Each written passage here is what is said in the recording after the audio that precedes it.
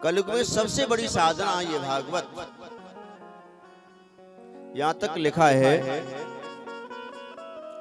कि भारत में जन्म लेने के बाद यदि भागवत कथा सुनी नहीं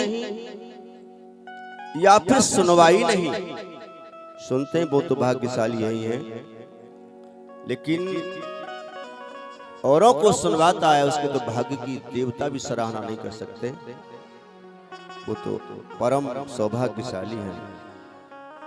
यही शास्त्र कहते हैं, भारते मानवम जन्म प्राप्य, भारत देश में जन्म प्राप्त करने के बाद भागवतम न वै श्रुतम, भागवत नहीं सुनी, पापम पराधीन नैरात्म अस्तुते कृतः,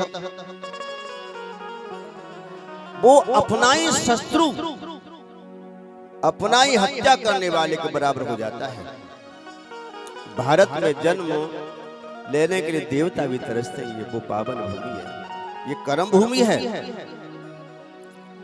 इसीलिए कह दिया कि श्रीमद् भागवत शास्त्रम नित्यम वै परिसेवितम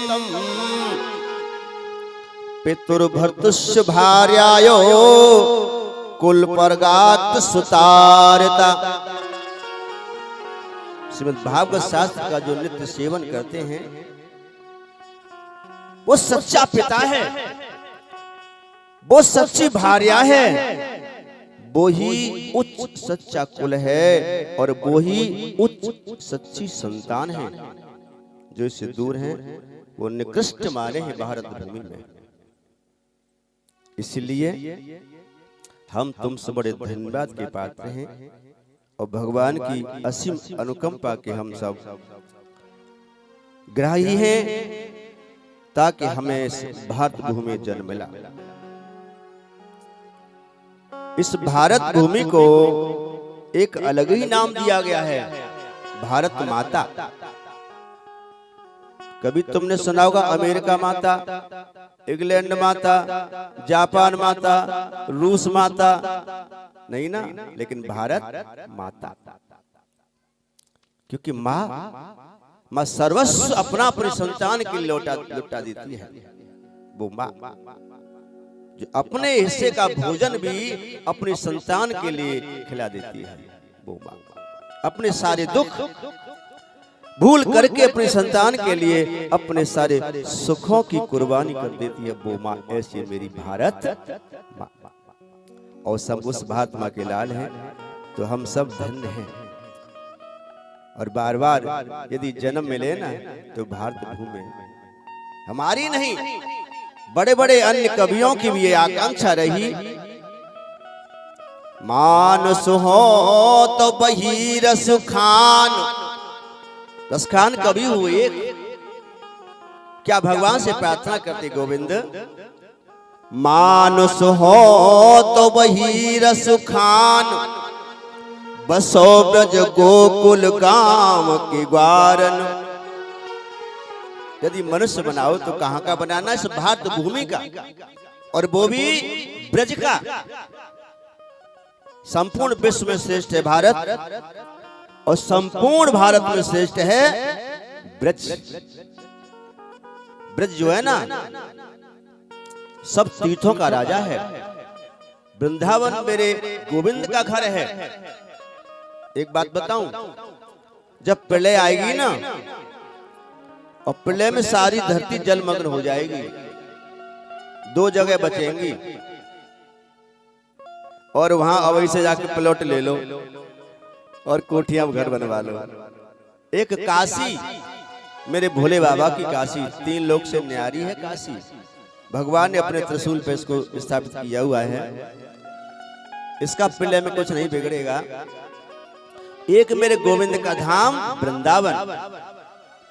भगवान कहते काशी, काशी मेरा मस्तिष्क का सिर है और वृंदावन मेरा हृदय है। यहाँ पर कोई भी चोट नहीं कर सकता। वो लोग बड़े भाग्यशाली हैं। अर्थात आध्यात्मिक दृष्टि से देखा जाए तो दो ही प्रकार के व्यक्ति बचेंगे इस घोर कलयुग की महामारी प्रलय में। कौन? या तो भक्त होगा या फिर पूर्ण ज्ञानी होगा। जो आधे अधूरे लटके ना त्रिशंकु, ज्ञानी भी नहीं है और बन रहे और भक्त भी नहीं है, दिखावा कर रहे हैं, तो वो तो फिर सब नश्वर है।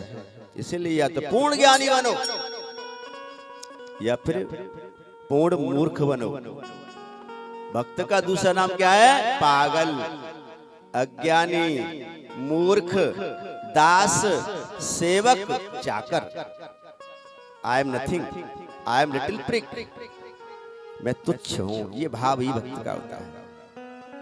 तो यही तो भावना करते हैं कभी लोग कि मानस हो तो बहिरस खान।